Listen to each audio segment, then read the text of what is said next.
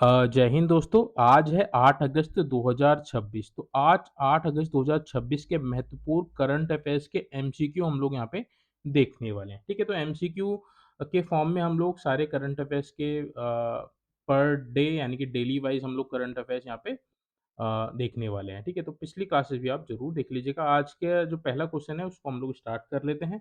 पहला क्वेश्चन है, देखिए, प्रतिवर्ष 8 अगस्त को भारत के किस ऐतिहासिक आंदोलन की वर्षगांठ के रूप में मनाया जाता है? ठीक है, तो 8 अगस्त अ, को भारत छोड़ो आंदोलन शुरू हुआ था, यानी कि क्विट इंडिया मूवमेंट शुरू किया गया था किसके द्वारा? महात्मा गांधी जी द्वारा। कहाँ से?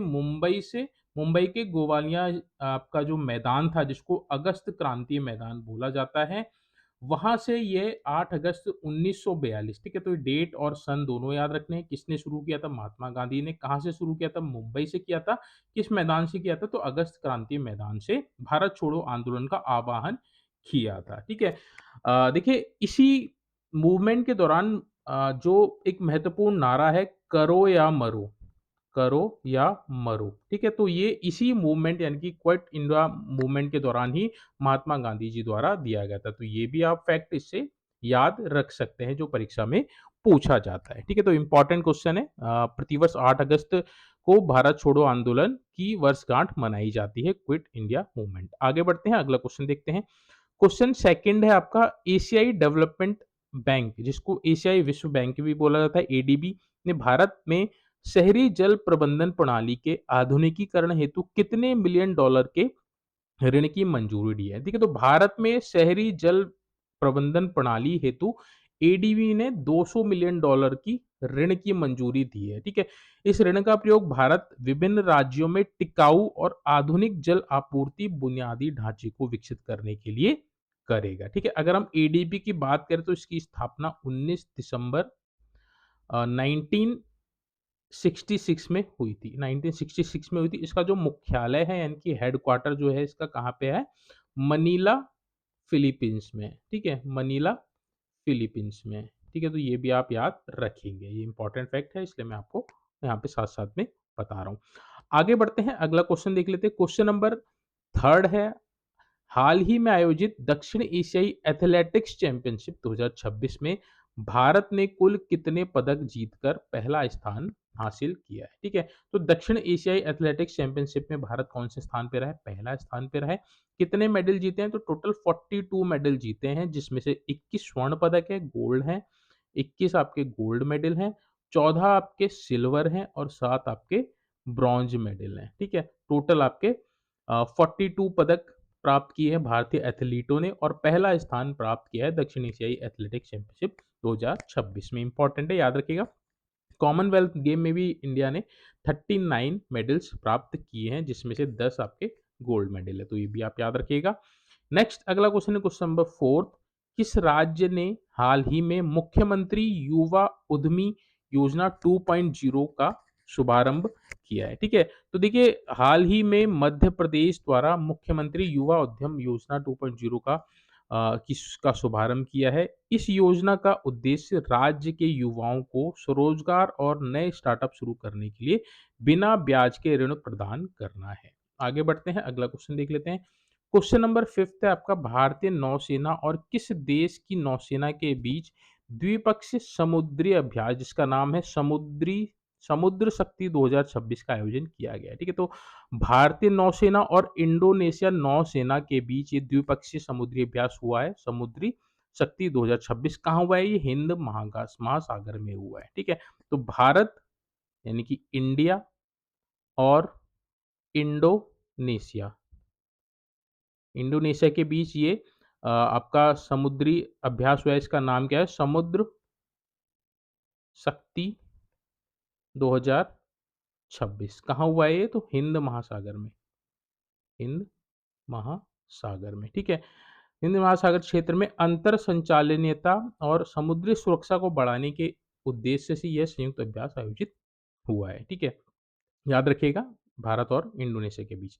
नेक्स्ट अगला question, question number 6, NITI Aayog द्वारा जारी राष्ट्रीय नवाचार सूचकांक 2026, नेशनल इनोवेशन इंडेक्स, इसको एनआईआई भी बोलते हैं, बहुत इंपॉर्टेंट है। एनआईआई 2026 की जो ये इंडेक्स जारी की गई है, सूचकांक जो जारी किया गया, इसमें शीर्ष पे कौन रहा है? तो कर्नाटक तीसरे वर्ष लगातार तीसरे वर्ष तक शीर्ष रैंकिंग पे रहा है। ऑप्शन नंबर बी इसका राइट आंसर हो जाएगा। एनआईए 2026 में कर्नाटक जो है टॉप पे रहा है, फर्स्ट पोजीशन पे रहा है, ठीक है? फर्स्ट प्लेस पे रहा है कौन? कर्नाटक, लगातार तीसरे वर्ष से। याद रखिएगा नेशनल इनोवेशन इंडेक्स में टॉप में कौन है? कर्नाटक राज्य। नेक्स्ट है अगला क्वेश्चन, क्वेश्चन नंबर 7th। हाल ही में अंतर्राष्ट्रीय सौर गठबंधन, जिसको आईएसए भी बोला जाता है, का पूर्णकालिक सदस्य कौन देश बना है? यानी कि स्थायी सदस्य कौन बना है आईएसए का, अंतर्राष्ट्रीय सौर गठबंधन का? तो रोमानिया जो है, यह आईएसए का पूर्णकालिक सदस्य बन गया, ठीक है? रोमानिया ने आधिकारिक तौर पर ढांचागत समझौते पर हस्ताक्षर करके आईएसए के पूर्ण सदस्य के रूप में प्रवेश किया है, ठीक है? तो आईएसए का नया सदस्य कौन बना है? रोमानिया बन गया। इंपॉर्टेंट है, याद रखिएगा, अंतर्राष्ट्रीय सौर गठबंधन इसकी फुल फॉर्म है। नेक्स्ट आपका क्वेश्चन नंबर 8। भारतीय रिजर्व बैंक आरबीआई ने अगस्त 2026 की मौद्रिक नीति समीक्षा एमपीसी में रेपो रेट को कितने प्रतिशत पर अपरिवर्तित रखा है? यानी कि कोई परिवर्तन नहीं किया है। रेपो रेट जो पहले 5.25% थी, एज इट इज है, कोई परिवर्तन नहीं है, ठीक है? तो सेम इसको रखा गया है। Right answer option number A हो जाएगा। आरबीआई क्या करता है? जो इसकी मौद्रिक नीति होती है, इसके माध्यम से महंगाई को कम कंट्रोल करने की कोशिश करता है। इसके पास ये इस तरह इसको इसके टूल्स भी बोला जाता है। आरबीआई के जो टूल्स हैं, ये एक तरह से repo rate, reverse repo rate, इसके माध्यम से महंगाई को बैलेंस करने की कोशिश करता है, ठीक है? तो इस बार सेम रखा है आरबीआई ने 5.25% रेपो रेट। रेपो रेट वो दर होती है जिसमें आरबीआई अन्य बैंकों को ऋण देता है, यानी कि लोन देता है, ठीक है? आरबीआई की अगर हम बात करें तो आरबीआई की स्थापना कब हुई थी? तो 1 अप्रैल 1935 को हुई थी। 1 अप्रैल 1935 को हुई थी। इसका मुख्यालय कहाँ है? मुंबई में है। और वर्तमान में इसके जो आरबीआई के जो गवर्नर हैं वो संजय मल्होत्रा हैं। 26वें नंबर के, 26 नंबर के हैं, ठीक है? तो ये भी आप याद रखिएगा, संजय मल्होत्रा, मुंबई में मुख्यालय, 1 अप्रैल 1935 में इसकी स्थापना हुई है। 1949 में इसका राष्ट्रीयकरण हुआ था, ठीक है?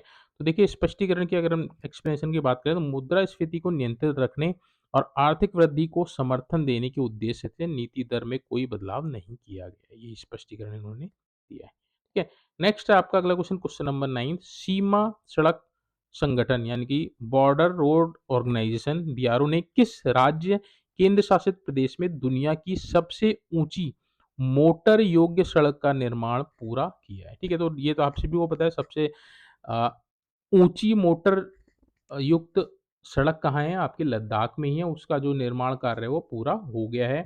बीआरओ ने पूर्वी लद्दाख में 19,400 फीट से अधिक की ऊंचाई पर लिकाकी मोगरी फुकचे मार्ग का निर्माण किया गया है, ठीक है? तो इसका नाम क्या रखा है? लिकाकी मोगरी फुकचे मार्ग।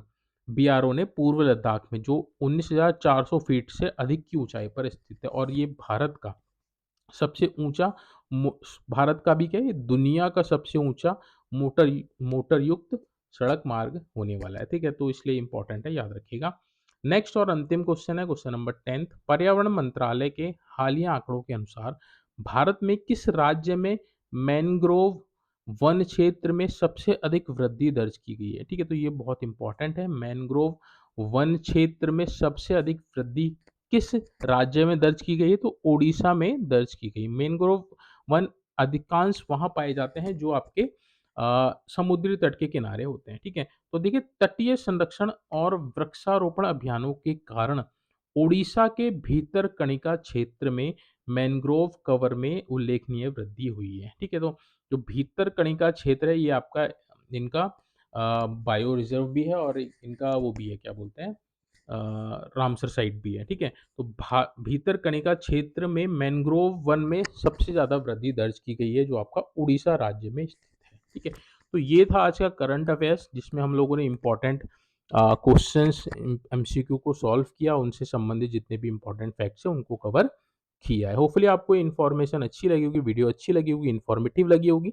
चैनल पे नए हैं तो आपसे रिक्वेस्ट करूंगा कि प्लीज़ आप चैनल को सब्सक्राइब कीजिएगा और चैनल अगर आपने सब्सक्राइब कर रखा है तो वीडियो को लाइक और शेयर कीजिएगा ताकि और भी छात्र इस चैनल से जुड़ सकें और वो भी इस फ्री ऑफ कॉस्ट सुविधा का लाभ उठा सकें। ठीक है, चलिए आज की जो वीडियो है उसको यहीं पे एंड करते हैं। जल्दी मिलेंगे नेक्स्ट वीडियो में, तब तक आप अपनी तैयारी को कंटिन्यू रखें। कोई भी आपका क्वेश्चन है, कोई भी डाउट है तो प्लीज़ कमेंट सेक्शन ओपन है, आप वहाँ पे कमेंट करके अपने कोई भी क्वेश्चंस पूछ सकते हैं। Thank you so much watching this video.